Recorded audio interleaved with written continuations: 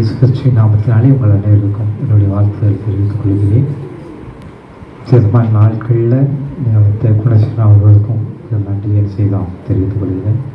முதல்ல பேசுகிற யார் என்ன செய்யணும் தெரியணும், அப்படிதானே?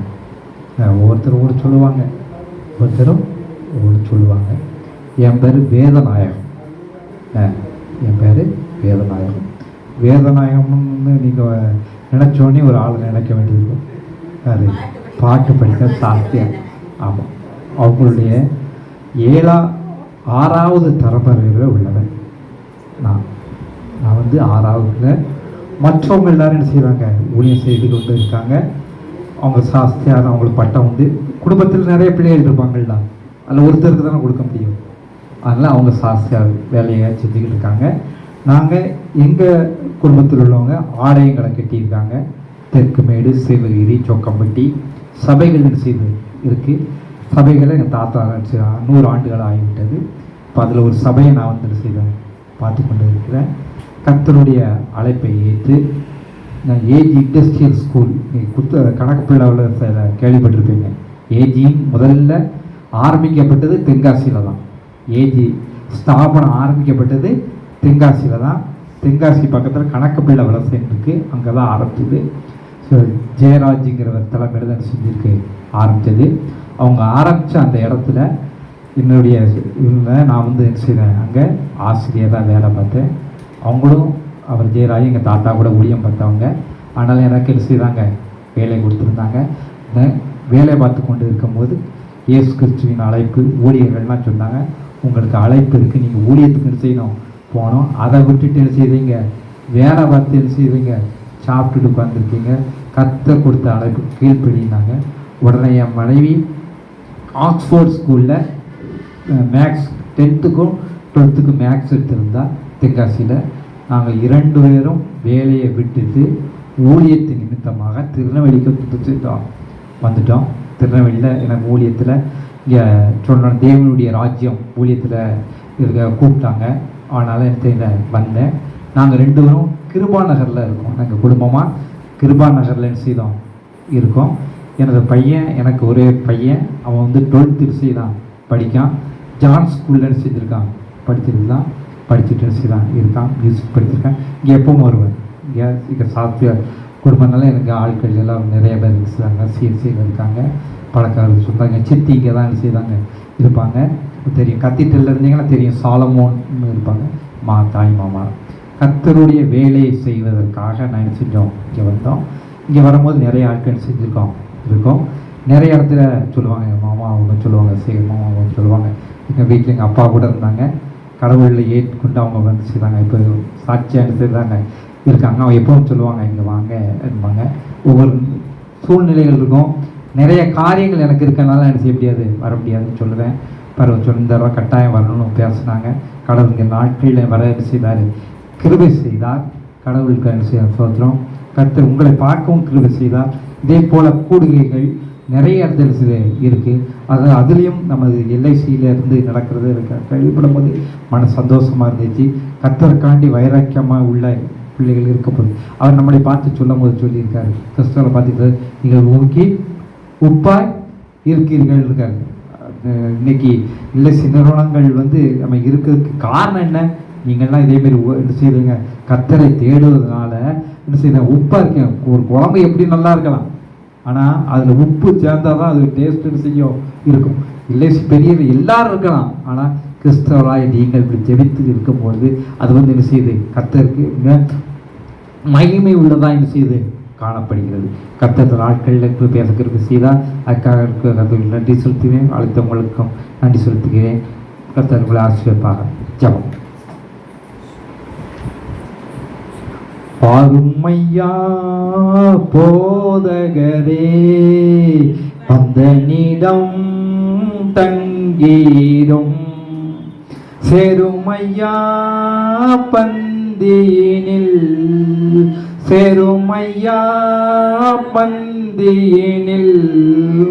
சிறியவரா எங்களிடம், சிறியவரா எங்களிடம் நான் இருப்பேன் நடுவில் என்றார் நாயகன் நாம் நமஸ்கரிக்க தாமதமே தயை புரிய தாமதமே தயை புரிய தற்பரணே நலமருள்வார் தற்பரணே நலமருள்வார்.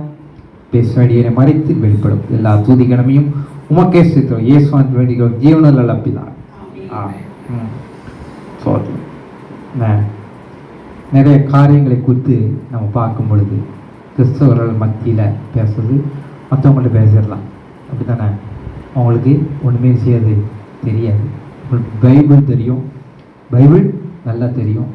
அதுக்கு நடுவில் என்ன செய்தி கொடுப்பாங்க, நம்ம ஆரம்பித்த உடனே என்ன செஞ்சுருவாங்க, பைபிளில் இந்த வாழ்க்கைலாம் வரும்னு செய்யும் எடுத்துருவாங்க, அப்படி தானே? சொல்லுறதுக்கு முன்னால் எடுத்துருவாங்க. ஆனால் இந்த நாட்களில் கடவுள் உங்களோடு பேசக்கூடிய காரியம் என்னன்னா, இயேசு சாமியை பற்றி சொல்லும் பொழுது என்ன சொன்னார்கள் போது அப்போஸ்தலர் 10ஆம் அதிகாரம் 38ஆம் வசனம். அப்போஸ்தலர் 10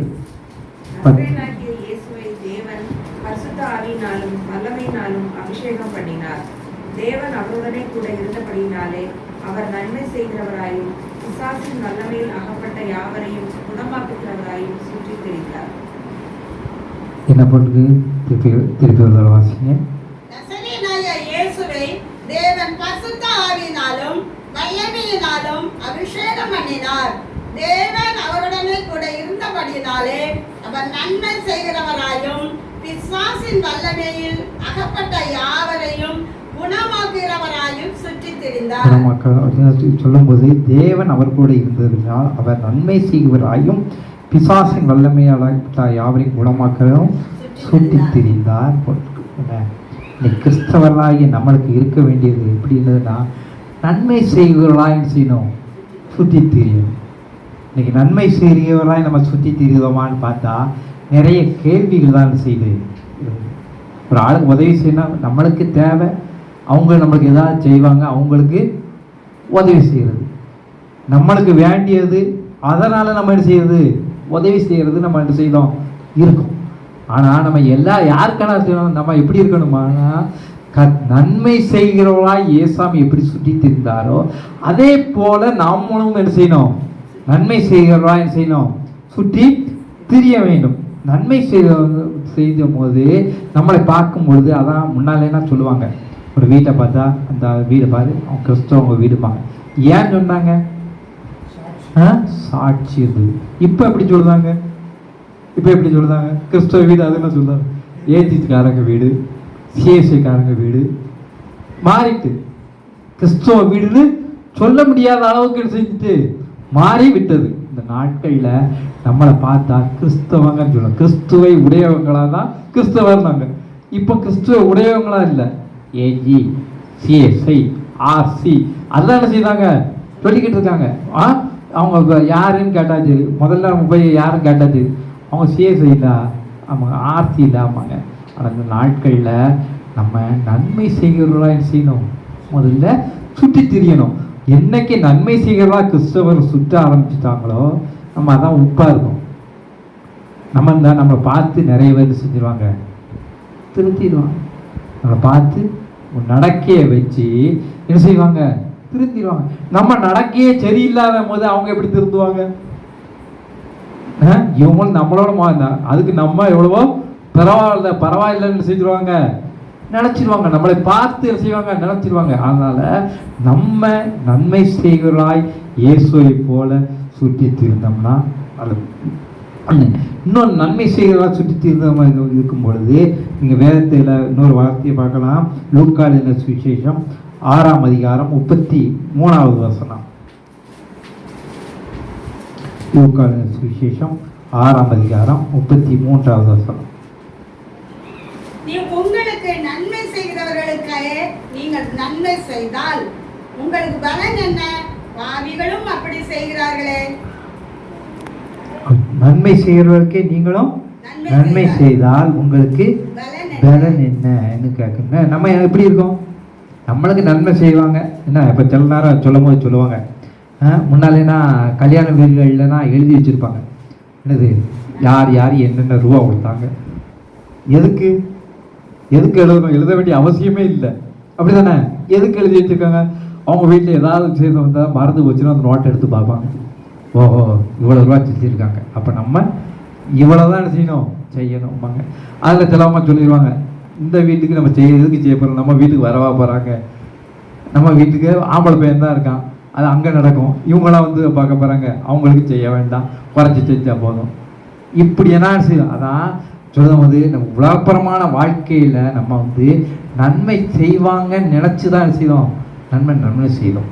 இந்த நாட்களில் கிறிஸ்தவர்களாக நம்ம நன்மை செய்த அவங்க செய்வாங்கன்னு செய்த நினைக்கக்கூடாது.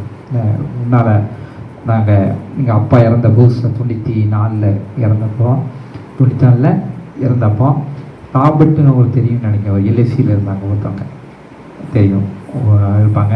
அவங்க ராபர்ட் ஆப்தாமங்கன்னு மற்றெல்லாம் அவங்களாம் எங்கள் சொந்தக்காரன் பக்கத்து வீட்டில் இருந்தாங்க, தென்காசியில். அவங்க வந்து செய்தாங்க இருந்தாங்க. அப்போ எங்கள் வீட்டுக்கு வந்து இருக்கும்போது எனக்கு அவங்களுக்கும் தெரியும் நினைக்கிறேன், அந்த எல்ஐசியில் கொஞ்சம் போல் ரூபா போட்டிருந்தாங்க,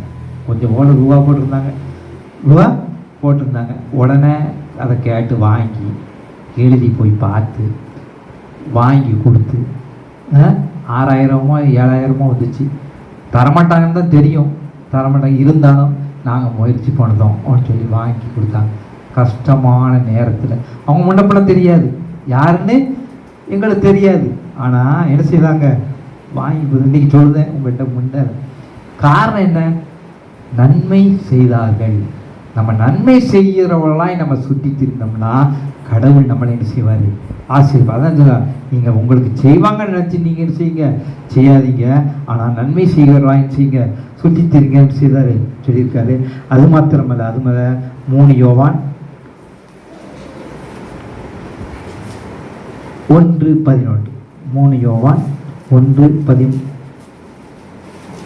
மூப்பனாகிய நான் சத்தியத்தின்படி நேசிக்கிற பிரியமான காய்வுக்கு எழுதுகிறதாவது 1:11, 3 யோவான். பிரியமானவனே, நீ தீமையானதை பின்பற்றாமல் நன்மையானதை பின்பற்று. நன்மை செய்கிறவன் தேவனால் உண்டாயிருக்கிறான், தீமை செய்கிறவன் தேவனை காணவில்லை. அவன் சொல்லுவான், நன்மை செய்வதை பின்பற்றுகிறவன், நன்மை செய்கிறவன் தேவனால் உண்டாயிருக்கிறான். நன்மை செய்கிற யாரெல்லாம் இருக்கா? அவங்க எல்லாரும் யாரை வந்து இருக்காங்க? தேவனை என்ன செய்வாங்க? உண்டாயிருக்காங்க. நம்ம நன்மை செய்கிறவர்களாக இருக்கோமா? ஒரு ஆள் நன்மை செய்தார்னு வச்சுக்கோங்க, அவர் தேவனால் என்ன செய்தாரு இருக்கார், அவன் தேவனால் இருக்கான். கெடுதல் செய்தாலும் அவன் செய்யல, தேவனுக்கு. நம்ம நன்மை செய்கிறவர்களாக இருந்தோம்னா தேவனுக்கு காண்கிறவர்களாக என்ன செய்தோம் இருக்கோம். இன்னைக்கு நிறைய இடங்கள்லாம் சரி கிறிஸ்தவர்களாக நாம மற்றவர்களுக்கு சாட்சி இல்லாதனால தான் இப்படி சிலவங்க சொல்லுவாங்க. நீங்கள் நம்ம சில ஆட்கள் சொல்லுவாங்க, குடும்பங்களில் பிரச்சனையாக இருக்குது. சிலவங்க அரசு வேலையில் இருப்பாங்க, நிறைய சம்பளம்னா வாங்குவாங்க, நல்லா இருக்காங்கன்னு இருக்கீங்களா? பார்த்துருக்கீங்களா? குடும்பங்கள் தலையிட்டு போகும். வாலிப வயசில் பிள்ளைகளுக்கு உள்ள செலவுக்கு ரூபான்னா நல்லா தான் இருக்கும், ஆனால் அதான் இந்த வேதத்தை படுக்கும், ஒருவனுடைய முடிவை போய் என்ன செய்ய நீ பாரு, அவன் வாழ்க்கையில் எப்படி வாழ்ந்தான் இருக்கும். அதே போல் இன்னைக்கு வாங்குகிற ஆட்களில் நீங்கள் போய் பார்த்தீங்கன்னா தெரியும், குடும்பத்தில் பிள்ளைகள் சரி இருக்காது, பிரச்சனை இருக்கும். ஆனால் கஷ்டப்பட்டு உழைச்சி சம்பாதிச்சிருப்பாங்கள்ல, அவங்கள போய் பாருங்கள், நல்லா இருப்பாங்க. கர்த்தர் அவங்கள செஞ்சுருப்பாங்க, நன்மை நேற்று நான் பஸ்ஸில் வரும்போது என் கூட ஒரு ஆசிரியர் இருந்தார். அவர்கிட்ட பேசும்போது அவர் சொன்னார், பொன்னம்பலம் ஸ்கூல்னு தென்காசியில் உண்டு. பொன்னம்பலம் கவர்மெண்ட் அதில் வந்து ஒரு உள்ளது. அதில் சாதாரணமாக 2nd கிரேட் டீச்சராக இருந்து சின்ன பிள்ளைக்கு சொல்லி கொடுத்துட்டு அவர் மடிக்கிறது இருக்கேன். அவன் பையன் இன்னைக்கு எம்டி படிக்க, கை கிரவுண்டில் எம்டி படிக்கலாம், கூட துணைக்கிருக்கான் சொல்லுவேன். ஏழ்மையான வாழ்க்கை தான், நல்லா இருந்தாங்க. ஆனால் பிள்ளைகள் எப்படி இருக்குது? கர்த்தர் நம்மளை ஆசீர்வதிக்கணும்னா நம்ம பிள்ளைகள் நல்லா செய்யணும். இருக்கணும். அதுதான் ஆசீர்வாதம். நம்ம பிள்ளைகள் நம்ம ஆசீர்வாதமாக இருக்கணும்னா நம்ம ஜீவியம் என்ன செய்யணும்? கிறிஸ்துவுக்குள்ளே இருக்கணும். கிறிஸ்துவுக்குள்ளே இருக்கணும். நம்மளுடைய ஜீவியம் நம்ம இருக்கும்னா கடவுள் நம்மளை என்ன செய்வார்? ஆசீர்வதிப்பார். இன்னைக்கு நம்மளுடைய நடக்கை கிறிஸ்துவாய் நமக்கு நடக்கைகள் சரியில்லாதனாலதான் நிறைய பேர் செய்வாங்க. கிறிஸ்துவை ஏன் ஏற்றுக்கொள்ள மாட்டாங்க? குடும்பத்தில் பிரச்சனை பார்க்காங்க, குடும்பத்தில் இவங்களே தெரியலையே, இப்போ நம்ம எப்படி ஆளுக்கு கூட முடியல, நிறைய இடங்களை பார்க்காம செய்ய முடியல, இருக்க முடியல. நம்ம சாட்சி உள்ள ஜீவியம் நடந்து நன்மை செய்வதாய் நம்ம இருந்தோம்னா கடவுள் நம்மளை செய்வார்? ஆசீர்வதிப்பார். கடவுள் நம்மளை ஆசீர்வதிப்பார். நம்ம ஜீவியம் எப்படி இருக்கு உங்களை பார்த்து சொல்லணும். யாரையாவது பற்றி கேட்டால் போதும், சிலவங்களை பற்றி கேட்டால் தெரியும். ஒரு பாஸ்டர் சொல்லும் போது இப்படி சொன்னார். ஒரு ஆலயத்துக்கு போயிருந்தாராம். அப்போ ஜோம் பண்ணும்போது சொன்னாங்களாம், எல்லாம் ஜோம் பண்ணிக்கிட்டே இருக்கும்போது அந்த பாஸ்டர்கிட்ட கேட்டாராம். பாஸ்டர்கிட்ட கேட்டால் இந்த அம்மா வீட்டுக்கு கூப்பிடுது ஜோம் பண்ண போகலாமான்னு கேட்டாராம். இல்லை பாஸ்டர், அம்மா நீங்கள் வேணால் போங்க, அந்த அம்மா வீடு இங்கே தான் இருக்குன்ட்டாங்களாம். இவர் ஒன்று நடந்து செஞ்சுருக்காரு, போயிருக்கார். நடந்து போயிருக்கும் போது அங்கே தண்ணி பிடிக்கிற இடத்துல சண்டை. இவர் நின்று வேடிக்கை பார்த்துட்டு இருக்காரு. வேடிக்கை பார்த்துக்கிட்டே இருந்திருக்காரு. வேடிக்கை பார்த்துட்டு சொல்றாரு, அந்த பக்கத்து வீட்டில் கேட்டிருக்க இந்த வீடு எங்க இருக்கு? அந்த அம்மா தான் இது சண்டை போட்டுக்கிட்டு இருந்துச்சுல, அதான் அந்த அம்மா. அவர் ஒன்று செஞ்சுட்டாராம், வீட்டுக்கு போகாமல் திருப்பி செஞ்சுட்டாராம். ஆழ்த்து சாட்சி எப்படி இருக்கு? நம்மளுடைய சாட்சி இன்னைக்கு நம்முடைய சாட்சி எப்படி இருக்கோ அதை கண்டுதான் நிறைய பேர் செய்வாங்க. நம்மளை கிறிஸ்துவை நம்ம போய் சொல்லவே வேண்டியது இல்லை. கிறிஸ்துவை நம்ம சாட்சியை பார்த்தா நம்ம போகிறோம், நம்ம டீ கடையில் போய் டீ குடிக்க போகிறோம், அப்படி தானே? டீ கடைக்கு போகிறோம், பெரிய ஹோட்டலில் போய் சாப்பிட போகிறோம். சாப்பிட்டுட்டு நம்ம என்ன சொல்லுவோம்? அந்த கடையில் போய் சாப்பிடுங்க, நல்லா இருக்கு, இந்த கடையில் போய் சாப்பிடுங்க. அவன் நமக்கு ரூபாயா கொடுத்தான்? ரூபாயே கொடுக்கல. நானும் நம்மளுக்கு விளம்பரம் கொடுத்தோம், அந்த கடையில் சாப்பிடுங்க, இந்த கடையில் சாப்பிடுவேன்னு. அதே போல் நம்மளை பார்த்தா நம்ம இவங்க யாரியா நம்மளை சாட்சி உள்ளவர்களாய் நம்ம செய்யணும், இருக்கணும். சாட்சி உள்ளவர்களாய் இருக்கும் பொழுது தேவன் செய்தாரை சொல்லியிருக்காரு. அது மாத்திரம் இல்லை, நீங்கள் வேதத்தை எழுத தெரியும். மத்திய 25ஆம் அதிகாரத்தில், மத்திய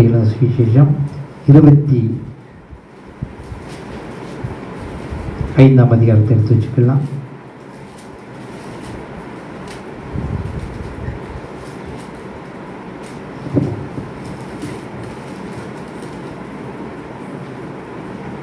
நிறைய காரியங்கள் குறித்து, பரலோக ராஜ்யத்தை குறித்து தேவன் செய்தாரே, நிறைய காரியங்கள் செய்தாரே சொல்லியிருப்பார்.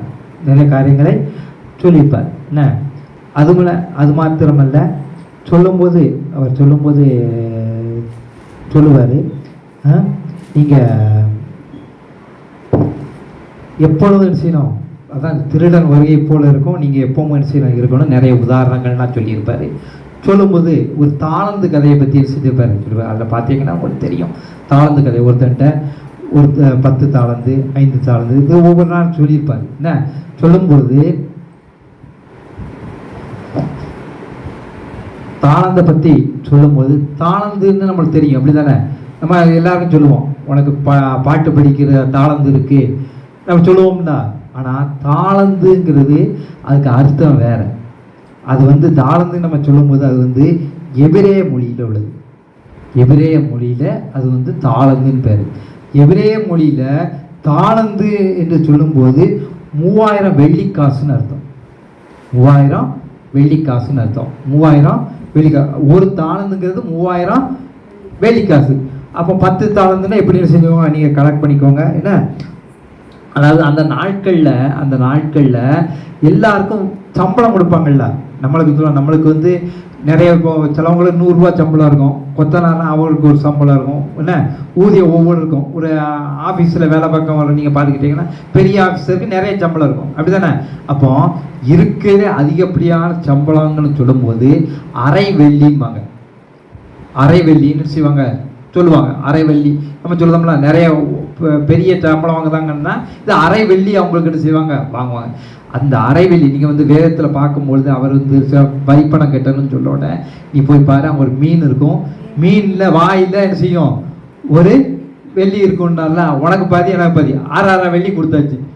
அதே போல் வெள்ளிங்கிறது அவங்க உள்ள மதிப்பில் உள்ள உயரிய அவங்க சம்பளம்.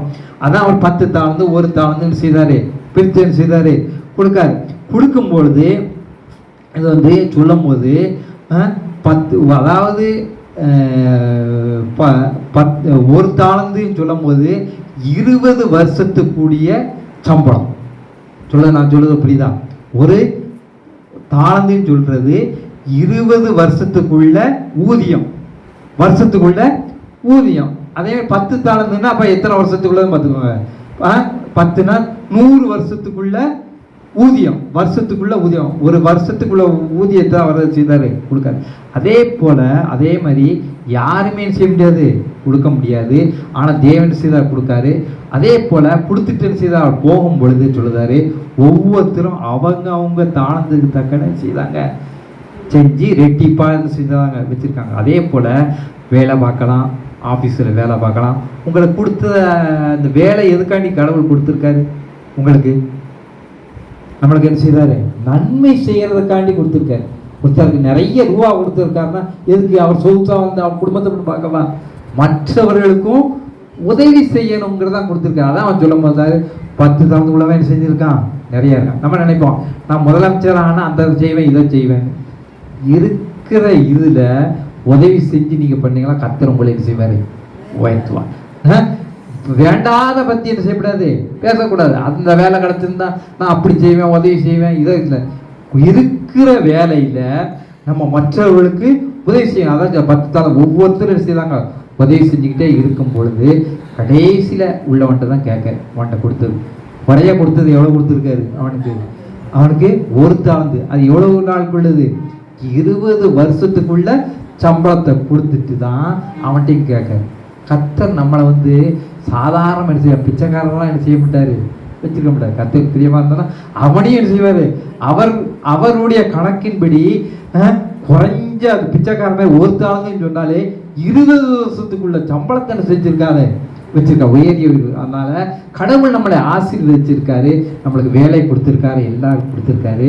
ஆனா நம்ம என்ன செய்தோம், நம்ம உதவி செய்யும். அதே தான் வேதத்தில் சொல்லும் போது அதே அதிகாரம் பின்னால் நீங்க பார்த்தீங்கன்னா சரி, அதே அதிகாரத்தில் பின்னால நீங்க பார்க்கும் பொழுது 38வது வசனம், 25ஆம் அதிகாரம் 37ஆம். எப்பொழுது உம்மை அந்நியராக கண்டு உம்மை சேர்த்து கொண்டோம், எப்பொழுது உம்மை வஸ்திரமில்லாதவராக கண்டு உமக்கு வஸ்திரம் கொடுத்தோம். எப்பொழுது உம்மை வியாதி உள்ளாவ காவலில் வைக்கவும் உம்முடைய வந்தோம் என்பார்கள். அதற்கு ராஜபிரேத்திரமாக மிகவும் சிறியனாய் என் சகோதரனாய் ஒருவனுக்கு நீங்கள் எதை செய்தீர்களோ அதை எனக்கே செய்தீர்கள் என்று மெய்யாகவே உங்களுக்கு சொல்லி சொல்லுவார். அவருக்கு சொல்லும்போது சொல்லுவார் 44வது வசனம், அதே அதிகாரம் 40. அப்பொழுது அவர்களும் அவருக்கு பிரதியுத்தரமாக, ஆண்டவரே, உம்மை பசி உள்ளவராகவும் தாகமுள்ளவராகவும் அந்நியராகவும் வஸ்திரமில்லாதவராகவும் வியாதிப்பட்டவராகவும் காவலில் அடைக்கப்பட்டவராகவும் நாங்கள் எப்பொழுது கண்டு உமக்கு உதவி செய்யாதிருந்தோம் என்பார்கள். அப்பொழுது அவர் அவர்களுக்கு பிரேத்திரமாக மிகவும் சிறியவராகிய ஒருவனுக்கு நீங்கள் எதை செய்கிறோம் அதை எனக்கே செய்கிறேன் என்று மெய்யாவே உங்களுக்கு சொல்கிறேன் சொல்றார். இப்போ வசதி உள்ளவங்களுக்கு உதவி செய்வது பெரிய காரியம், கஷ்டப்படுறவங்களுக்கு உதவி செய்து அதான் செய்யலாம், கர்த்தருக்கு செய்யலாம். அதான் சொல்லுவாங்க, மற்ற இதை சொல்ல மாட்டேன், இருந்தாலும் சொல்லுவேன், ஏழையின் சிரிப்பில் சொல்லுவாங்க. அவங்களுக்கு தெரியும். நீங்கள் எல்லாரும் மோடியை பார்த்து ஏசிக்கிட்டு இருக்கீங்க, மோடி என்னையா செய்தார், இஸ்ரேல் கூட போய் சேர்ந்துக்கிட்டாரு, அவங்க கூட போய் அவருக்கு நாடாளுமன்றம் போய் பேசிக்கிட்டு வந்துட்டாரு. நம்ம அவரை போட்டு ஏசிக்கிட்டு உட்காந்துருக்கோம், அவரை போட்டு ஏசிக்கிட்டு வந்துருக்கோம். அவர் யார் கூட சேரணும்னு யாருக்கு தெரியும்? படித்தவங்களுக்கு அறிவுள்ளவர்களுக்கு தான் செய்யும் தெரியும். நாட்கள் உங்களுக்கு சொல்லுவோம், ஏழைகளுக்கு உதவி செய்யும். கொடுத்த வேலைகள் கடவுள் நம்மளுக்கு கொடுத்துருக்காங்க. இதே படம் சொல்லும் போது சொன்னாங்க, ஏழைகளுக்கு கிறிஸ்துமஸ் அப்போ கர்த்தருக்கு கர்த்தர் உங்களோடு இருப்பார், கர்த்தர் உங்களோடு செய்வார் இருப்பார். சரிமா, நீங்கள் நன்மை செய்கிறவர்களாய் இருங்க, கர்த்தர் உங்களை ஆசீர்வதிப்பார். கர்த்தர் பெரிய காரியங்களை செய்வோம். நம்ம கர்த்தர் ஜெபம். கொடுத்த சத்தியத்தை பற்றி பேசுவோம். கர்த்தர் உங்களோடு பேச காரியம் நன்மை செய்கிறவராய் சுட்டி திரிந்தார். நன்மை செய்யா ஒவ்வொருத்தருக்கும் பொறுப்பு கொடுத்துருந்தார். அவன் எல்லாரும் கொண்டு வந்து கடவுள்கிட்ட சொல்லி கொடுத்தான். அவன் கொடுக்கும்போது அவர் கடைசியில் கேட்டான், நீங்கள் எல்லாம் என்னது வச்சுருக்கீங்க? ஃபஸ்ட் யார் நேரத்துக்கு கொடுத்தீங்க, எல்லாம் கொடுத்தீங்க கேட்டேன். கற்றுக்கணும் நன்மை செய்கிறவாய். நம்ம நன்மை மற்றவங்களுமே தீர்மானம் எடுக்கணும்னு நான் சொல்லலை. உங்கள் மனசில் படும். சில நேரம் யாருக்காவது உதவி செய்யாமல் இருக்கும். போன பிறகு நினைப்போம், ஐயோ செய்யாமல் போயிட்டோமே. சில நேரத்தில் சில ஆட்களை பார்த்தோம் நம்ம மனசில் வரும். என்ன வரும்? ஐயா தப்பு பண்ணிட்டோமா? அது கர்த்தருக்கும் உங்களுக்கு உள்ள காரியங்கள். யோசிப்பாங்க. நன்மை செய்யணும், நன்மை செய்யணும். நன்மை செய்கிறா சுற்றுங்க. நன்மை செய்கிறா கிறிஸ்தவர்கள் அனைவரும் செய்யும் பொழுது இந்த நாடு கிறிஸ்துவத்தின் விஷயமாய் உங்களுடைய நடக்கையை பார்த்து நம்ம மற்றவங்களை பற்றி தான் பேசிக்கிட்டு இருக்கோம்.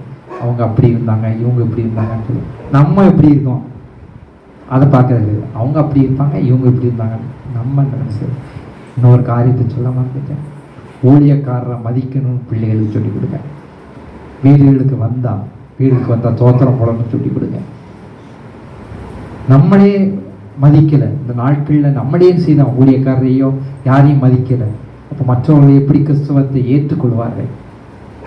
சில மொழியை பற்றி இன்னொரு காரியத்தை சொல்லுவேன். அவர்களுடைய கோயில் உள்ள பூசாரிக்கு முன்னால் அவர் தரையில் உட்கார்ந்துருக்காரு. அந்த பூசாரி சேரில் அவர் மேலே உட்கார்ந்துருக்காரு. நம்ம எப்படி இருக்கோம்? திருமண வீடுகளில் போனால் பார்த்தா தெரியும். வரிசையில் நிற்பாங்க கவர் கொடுக்கறதுக்கு, ஐயர்வாடு எல்லாரும் நிற்பாங்க. யோசிப்பாருங்க. இன்னைக்கு நம்ம கிறிஸ்துவத்தை மதிக்காத காரணத்தினால, கிறிஸ்துவத்தின் மீது உள்ள அன்பு இல்லாதனால தான் நிறைய பிரச்சனை. நன்மை செய்வர்களாய் சுற்றிங்க. ஆலயத்துக்கு பிள்ளைகளை அனுப்புங்க, கொடுத்தீங்க. கத்த பெரிய விடேசம் தனிமையாக நடிச்சுட்டு அது ஒரு ஆசிரியர் தவை தேவ பலத்தினால் நிரப்புங்க தவை தேவையெல்லாம் சந்திக்க தவை நன்மை செய்வர்களாய் இருக்க தேவருக்கு விஷயம் எல்லாத்தையுமே ஓகே சிக்கிறோம். சேதமாக தவை நாட்களுக்கு தேவை இந்த நிறுவனத்துக்காக ஜெபிக்கிறோம். தேவையெல்லாம் கத்தாவே சாட்சி நிறுத்தும். கத்தாவே வேலை செய்கிற ஒவ்வொருக்காக ஜெபிக்கிறோம். தேவ பிரச்சனை இருக்கட்டும். கத்தாவே நன்மை செய்து கத்தாவே மக்களுக்கு கத்த உதவி செய்ய பாத்திரமாக இருக்க தேவைக்கு விளக்காக இருக்கிறது. எல்லா துதிகளுமே இயேசுவான் வேண்டுகிறோம். ஜீவனில் நல்ல பிதாவே.